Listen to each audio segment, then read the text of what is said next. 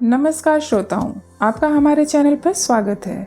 अगर आपको कहानी अच्छी लगे तो वीडियो को लाइक तथा चैनल को सब्सक्राइब अवश्य करें। साथ ही साथ बेल आइकन को प्रेस करना ना भूलें ताकि हमारी कहानियाँ आप तक पहुँच सके सबसे पहले। आइए शुरू करते हैं बॉर्डर वाला इश्क कहानी का भाग 5।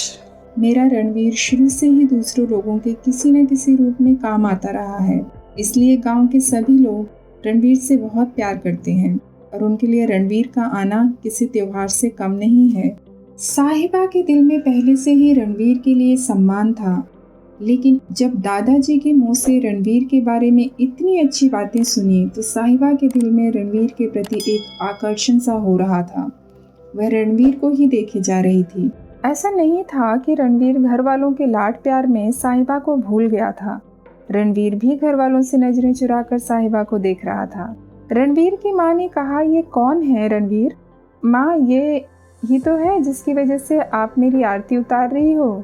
रणवीर मजाकिया मूड में बोला।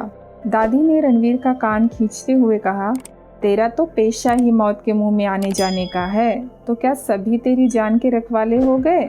तेरे दादाजी ने बताया कि ये लड़की मुस्लिम धर्म की है। मुझे यकीन नहीं था कि तू इसे यहाँ लेकर आ जाएगा। इसकी मदद के लिए ही तो तुमने अपनी जान दांव पर लगाई। तो क्या हो गया अगर इसने तेरी गोली निकाल दी तो? अब इसे अपने सर पर नचाएगा क्या? ये सुनकर रणवीर की खुशी एक पल में खो गई। दादी, जरा धीरे बोलिए ना, अगर सुन लिया तो बुरा लग जाएगा उनको। और अब वो कहाँ जाएंगे दादी? वो मेरी जिम्मेदारी है। अच्छा, अब तू इस पराये देश की लड़की के लिए दादी से जबान लड़ाएगा? तेरे आर्मी वालों की जिम्मेदारी अपने सर मरने की क्या ज़रूरत थी? पता है ना लोग कितनी बातें बनाएंगे।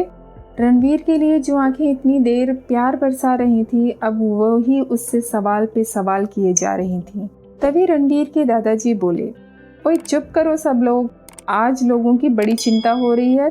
तब नहीं हुई थी जब रणवीर के गोली लगने की खबर से तुम लोगों की बुरी हालत हो गई थी? तब तो सारे 36 करोड़ देवी देवता से भीख मांग रही थी रणवीर की जिंदगी की। रणवीर की दादी बोली, आप तो रहने ही दीजिए, हर गलती पर पर्दा डालने की कोशिश करते हैं। ये बच्चा नहीं रहा अब, इसकी शादी की उम्र हो गई है।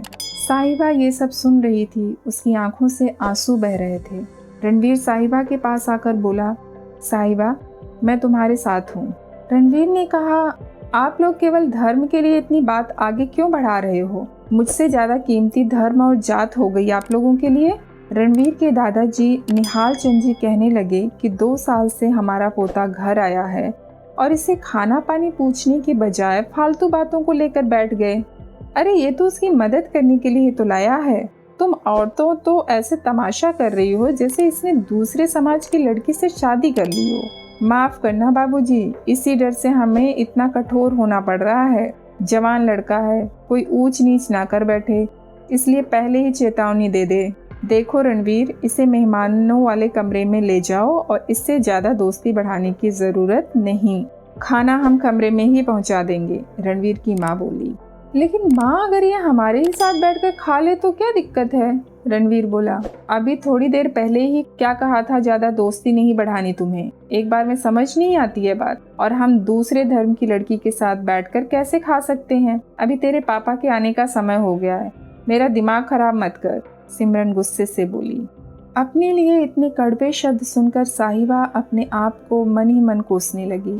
या अल्लाह, हमारी वजह से रणवीर जी का परिवार उन पर कितना नाराज हो रहा है। साहिबा, तो रणवीर जी के लिए एक पनौती है। जब से उनकी जिंदगी में आई है उनके साथ कुछ न कुछ बुरा हो ही रहा है। रणवीर उतरा सा मुंह लेकर साहिबा का सामान मेहमानों वाले कमरे में लेकर जाने लगता है। तभी उसकी दादी बोल पड़ती हैं, रणवीर, इतने सारे नौकर किस काम के हैं जो तू ये सब सामान उठा रहा है? नहीं दादी, वो। रणवीर आगे कुछ बोल ही नहीं पाया। दादाजी ने साहिबा से कहा, जाओ बेटी, थोड़ा आराम कर लो। साहिबा उस नौकर के पीछे चल पड़ती है। रणवीर की नज़र उसकी तरफ से तब तक नहीं हटती जब तक वह कमरे तक पहुंच नहीं जाती। रणवीर भी अपने कमरे में चला गया, लेकिन रणवीर के ख्यालों में साहिबा इतनी बस चुकी थी कि हर पल उसे बस साहिबा की ही फिक्र रहती। सबके साथ बैठकर भी रणवीर का मन साहिबा के पास ही था। सोचने लगा, साहिबा ने खाना तो खा लिया होगा क्या? मेरी वजह से बेचारी के अपने भी छूट गए। मैंने साहिबा के लिए क्या कुछ नहीं सोचा था, न जाने अब उसे पूरे कर भी पाऊंगा या नहीं। वीर जी कब तक बस देखते ही रहोगे, कुछ खाने की भी सोचोगे। रणवीर की बहन प्रिया की आवाज से रणवीर साहिबा के ख्यालों से बाहर आया। रणवीर ने कुछ खाया और कुछ नहीं, सबकी नजरें बचाकर साहिबा के कमरे में जा पहुंचा। साहिबा खिड़की के पास खड़ी कुछ सोचती हुई आंसू बहा रही। उसे देख रणवीर ने टेबल से थाली की प्लेट उठाई और उसके पास जाकर कहा, पता था साहिबा कि आप खाना नहीं खाओगे। रणवीर को देख साहिबा जल्दी से आंसू पोंछकर कहती है, आप क्यों आए हो? आपके घर वाले मेरी वजह से वैसे ही नाराज हैं। साहिबा पहले तुम खाना खाओ, फिर सोचते हैं जाने के बारे में। रणवीर जी हम खा लेंगे, आप जाइए, साहिबा चारों तरफ देखकर बोली। रणवीर बोला, ठीक है लेकिन खा लेना। रणवीर सीधा अपने दादाजी के पास जाकर बोला, दादाजी मुझे आपसे कुछ बात करनी है साहिबा के बारे में। दादाजी ने कहा, उदास होगी बेचारी, हो भी क्यों ना, बहुत अकेली हो गई है। दादाजी साहिबा के लिए कुछ करना चाहता हूँ जिससे वह इसी देश में रहकर अपनी आगे की जिंदगी आसानी से निकाल सके। तभी सुमेर सिंह की गाड़ी की आवाज़ सुनकर दादाजी कहते हैं, लो तुम्हारे पापा आ गए। सुमेर खुश होता हुआ, रणवीर मेरा पुत्र कहाँ है तू? रणवीर उनके पास आते ही उसे सीने से लगाकर कहते हैं, मेरी आंखें तरस गई तुझे देखने के लिए। आज 2 साल बाद मेरे कलेजे नू ठंडक पै गई। श्रोताओं, उम्मीद है कि आपको कहानी पसंद आ रही होगी। आगे की कहानी जानने के लिए सुनिए कहानी का अगला हिस्सा। धन्यवाद।